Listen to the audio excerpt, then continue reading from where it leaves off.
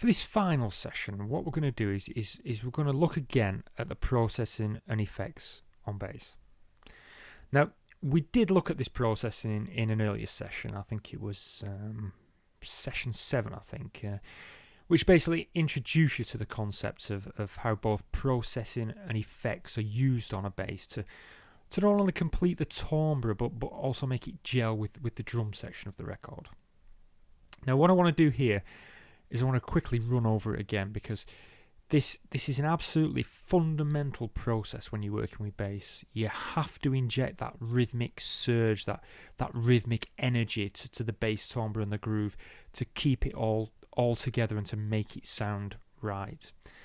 So basically, what we're going to do for this session is we're going to recall a couple of bass lines that we've programmed previously throughout this DVD, and we're going to apply some processing to them. Now, unfortunately, we really don't have time to look at processing all the basses we've programmed in this DVD because, well, I ran over in the last session trying to squeeze a load of programming and techniques in, so I've got to try and keep this fairly short. But what we can say is that, generally speaking, all bass lines will utilise the exact same processing and effect ethics to help them gel. But it should go without saying here that each different type of bass will take a slightly different approach, and I've got to stress that before we begin here. Although I know I will always end up using the Filter Freak, the Transient Designers, the Compressors, and Distressors, or the Decapitator, which is just an excellent name for a plugin, like the Decapitator. And we'll possibly use Echo Boy. It is important to understand that although the processing may remain the same, it's how they're applied that will be different. Basically, what I'm trying to say there is, when we've got a fast bass line, we'll apply it slightly differently than we've got a long, drawn-out bass line. For a long, drawn-out bass line, we'd probably apply Filter Freak so that it affects each note in a certain part, and the compressor so it affects each note in a certain part, just to add surge. I don't think I really need to describe surge to you. I think you've all got a good idea of what it is and the effects and the processing that we can use to accomplish that. So all I can really say is that it's imperative that you listen to the results of what your processing does, and just the same as if it sounds right, it probably is. If it sounds wrong, it probably is. Of course, Filter Freak, the sidechain compression and the Transient Designer, they're absolutely fundamental to processing bass, because these all add that all-important surge to the music, and if you don't apply these, the music and the general groove of the record comes across as drab. I suppose in some ways, if you've seen the previous Fundamental DVD, you saw there how these techniques were imperative for making drum loops that work. And the exact same is here. Rhythmical surge is the key to bass lines, the professional bass lines that you hear in all sorts of records. If you want to do that, you've got to add that rhythmical surge. Now, what I want to do first for this session, basically, is I want to return to the bass line that we applied some processing effects to in session 7. Now, as I've mentioned earlier, we've already applied processing, which you can see there. We've got the Echo Boy, the Filter Freak, and the Tube Tech CL1B, the Transient Designer, and the Decapitator. And we programmed all them on the V station, if you recall. Now, basically, what I want to do is I want to say that that's not yet complete, and I want to touch upon this specifically because I need to introduce you to a technique known as frequency splitting. Now, frequency splitting is an incredibly important technique to understand, and it's why I've left it to this final session so it stays in your mind. If you decide to play around and effect a bass with any kind of stereo echo, you need to ensure that you split frequencies. Now, the reason for that is twofold. Firstly, it's because low frequency energy, and secondly, it's because of a lot of monoclip systems. Now, if you've read the dance music manual or you've read anything I've written, I always can't stress enough actually that it should go without saying that bass should sit in the dead center of a mix, because when it does that, the energy of that bass is shared by both the speakers. Now, if you take a bass and you pan it to the left or to the right, the mix loses bottom end energy, and you'll find that it loses its groove and the whole thing falls flat on its face. Now, if you think about that, basically what we did, the first effect we applied to this here was the Echo Boy. Now, Echo Boy takes a signal and it doesn't just delay it, it delays it to the left and to the right speakers. Now, obviously, there's going to be a problem with that. Echo Boy is essentially, by doing that, is going to remove some of that bottom end energy of our bass by spreading the signal to the left and to the right. So what we need to do here is we need to ensure we keep some bottom end energy in there, but also apply our Echo Boy to give the music some movement as well. And the way that we can do that, we can ensure that we can get best of both worlds, is to basically use a technique known as frequency splitting. Now, it's particularly simple technique. This, all we need to do is basically we'll take this track and we'll copy it down. And for those who don't know Logic, basically that button there just copies this track with the exact same settings. You can see that's all it is, and we'll copy that down. Oops, there we go. And what I'll do now is I want to remove all the effects from this one.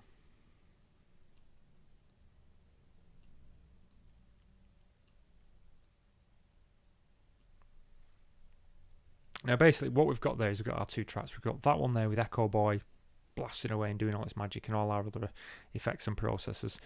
And we've got this one with nothing. Now, what we're going to do, we're going to use this top one as a high frequency element, and we're going to use this one to keep all our low frequency elements.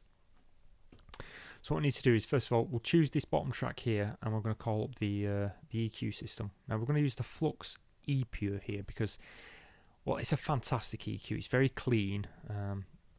So this is the perfect one to use on bass. We don't want one that's going to have too much distortion when we start playing around. So what we need to do is basically need to choose a high cut, and then this frequency here, all we do, we cut it right down and take it to around 200. So this bass now is only playing up to 200 Hertz. This is basically containing all the low end energy of the music, which you can hear there. And then what we do, we go back to this one that's fully affected there, and we put another one on there. Again, we'll choose the Flux E-Pure. And what we do here,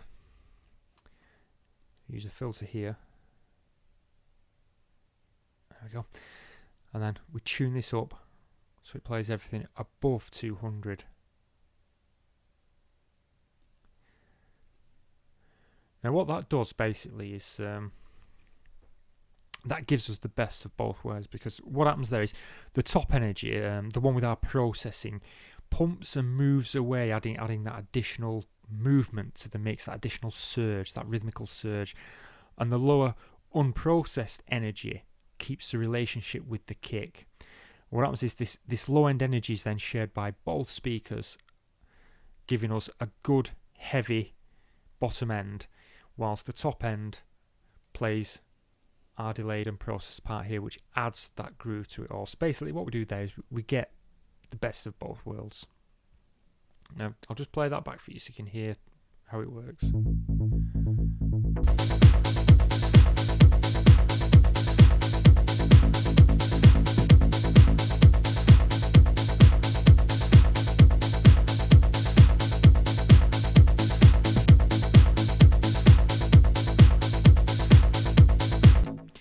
Now, as you could no doubt hear there, it still works, it still rolls along, it still has our effect, it still has our rhythmical surge in there, but we've made extra sure, we made sure that if it's on a mono system, it will sound okay, and the energy is shared by both speakers. Now what I'll do is, I'll just send that out, this is on the main out here, we'll just get our Brainworks control up.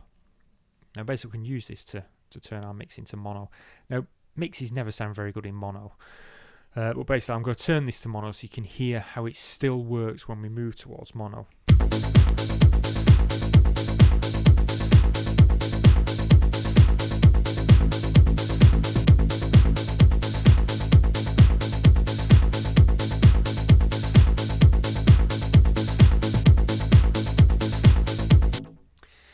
obviously, like I said, it's not going to sound so great in mono anyway, but you can see how the bottom end energy is still there. We still have that bottom end energy to keep it going if it's on a mono system. Now, if we just did it with one channel and we didn't frequency split this, as soon as we went to mono there, a lot of that bottom end energy dissipates and it would sound very empty and blank. Now, if you apply any type of echo boy to a bass, it's always worthwhile doing this type of frequency splitting. In some cases, it may not be required, but in situations such as this, where we have a fairly fast bass and we're using quite a bit of echo boy to really add some energy to that, I'd strongly recommend it so that the speakers still produce some low-end energy. And on top of that, of course, mono club systems will be able to produce this pretty accurately as well. And if we fail to frequency split, what basically happens is it would sum the two echoes together.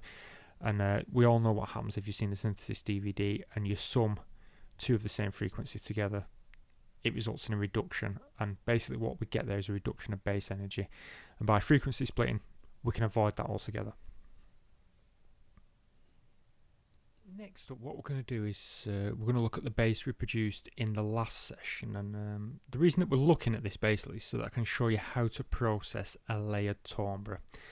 So what we're going to do, well, the first thing we need to do is we'll just move these out of the way, and what we're going to do is going to send them both to a bus, just so we can adjust them both at the same time. There's no output there. Send that to that bus as well, and set that to no output. All we do is send them fully. Basically, both these now are mixed into this bus here. So I'll just play that back.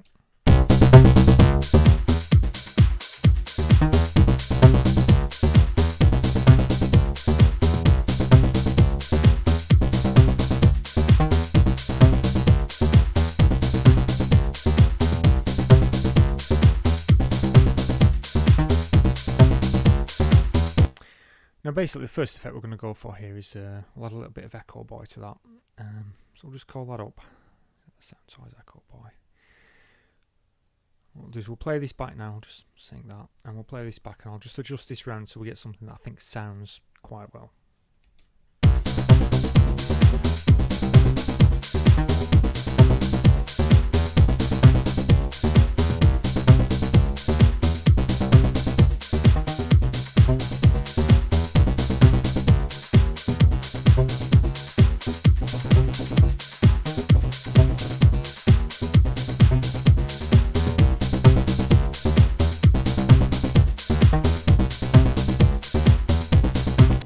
That doesn't sound too bad.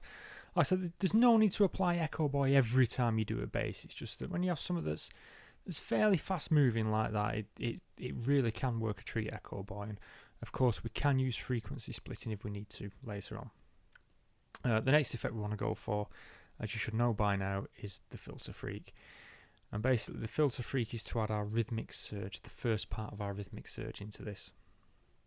So again, what we'll do is we'll play it back and just listen to the rhythmic surge that I'm going to inject into this. You can obviously see the movements I'm making, so I don't think I need to talk you through anymore.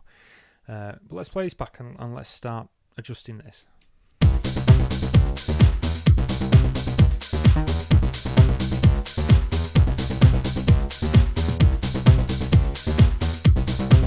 Now we can basically use any of these rhythm shapes in here. For this particular bass, I'd like to use this one. So we have a sweep up and a sweep down.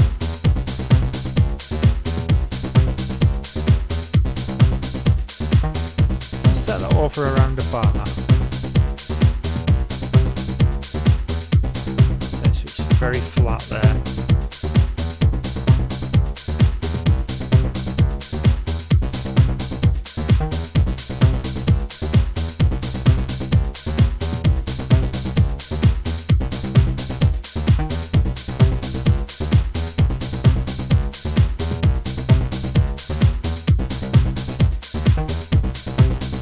That's not sounding too bad there.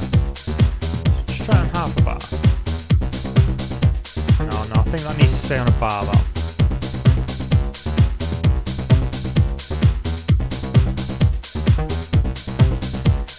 Then what we'll do next, we'll add our compression.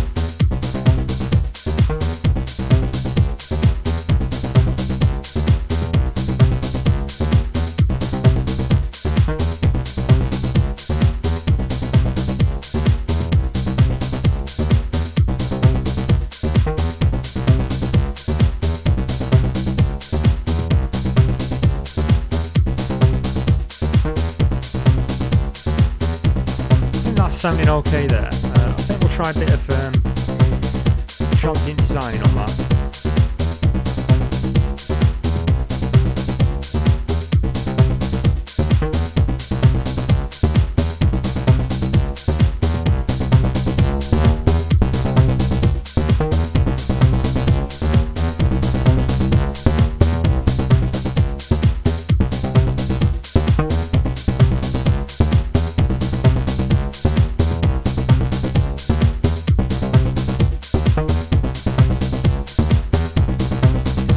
We'll just try a bit of decapitator on it, just to see if this can enhance it.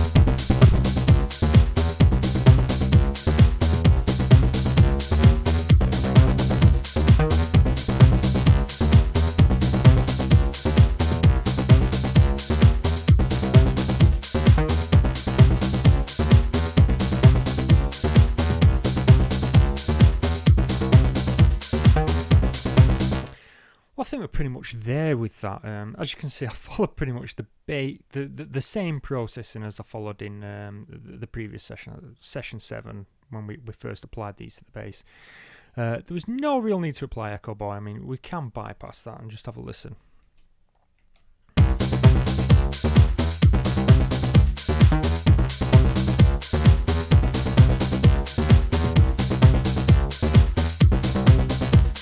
There's no real need to apply Echo Boy to every bass, but the important ones here are Filter Freak, the compressor, and your transient designer. These are the 3 that add your rhythmic surge. So it's always important to add these 3 because that rhythmic surge is just so important for bass. Now, we've applied Echo Boy here, so we could always frequency split these. What I would do here, actually, I'd bounce that down. I'll take Echo Boy off, I'll bounce them both down into one file and then copy that file, place Echo Boy on one, not on the other, and then frequency split them that way. But I must add here that there's no need to apply these to both at once. We could put Echo Boy on that one, Filter Freak there, Filter Freak there. Do you know, we could apply them to each of these and slightly differently to create 2 interacting rhythms there, a kind of syncopated rhythm between the 2 of them. I've just chosen to apply them both to one there because I like it as one tone, but I like that as a whole sound there.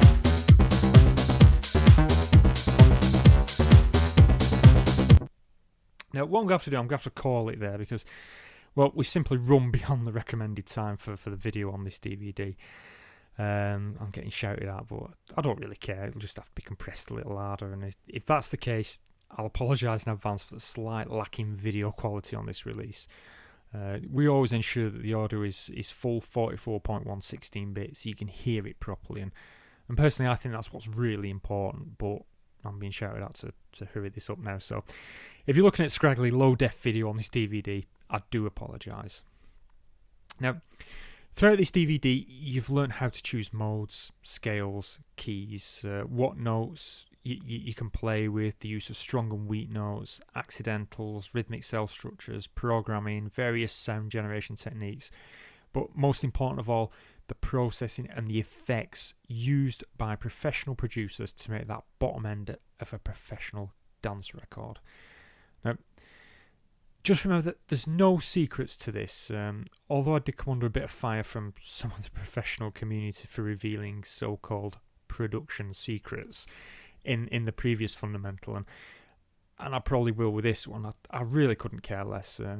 In my opinion, these aren't secrets, they're simply techniques, and they've been developed over the years. I'll admit there are 1,000 more techniques to bass and drums, but throughout these 2 DVDs, what I've tried to do is I've tried to cover the most important techniques, the most used techniques that everybody uses to produce that professional bottom end on a dance record. Basically, the purpose has been to show you how bass and drums are constructed and how they work together. My intention has been to show you that it's much more than simple MIDI rhythms on both drums and bass, and that it's the modulation, the rhythmical modulation and the production that plays the most fundamental role in this type of music. Now, with both these DVDs, I really do hope that I've kick-started your journey by showing you how it's done by the professionals. I must admit, it really, really does annoy me how a number of producers on video tutorials and interviews seem to skirt around these really important fundamental issues of the production. I can't see how you can possibly talk about programming drums or bass without talking about modulating them so they change every beat. If you don't know these techniques, you're never going to hit upon that right sound for the style of music. So why they skirt around them is just beyond me. Now, as always, I'm going to finish by saying I'm not here to write the music for you. I'm here to show you how it's done. What you need to do now is you need to put this into practice and experiment. I've shown you the way here. It's up to you to do it. You can either produce a dance groove staying with these tried and trusted techniques here of the Filter Freak, the Tube Tech, the SPL Transient Designer, and possibly Echo Boy and Decapitator if you feel that really adds to it. Or you can push the boundaries further and come up with something new. As always, I'm just here to show you the way. Don't copy me. I'm just showing you the way. It's up to you to take those ideas, to experiment, and I guarantee they will make a difference to your bottom end.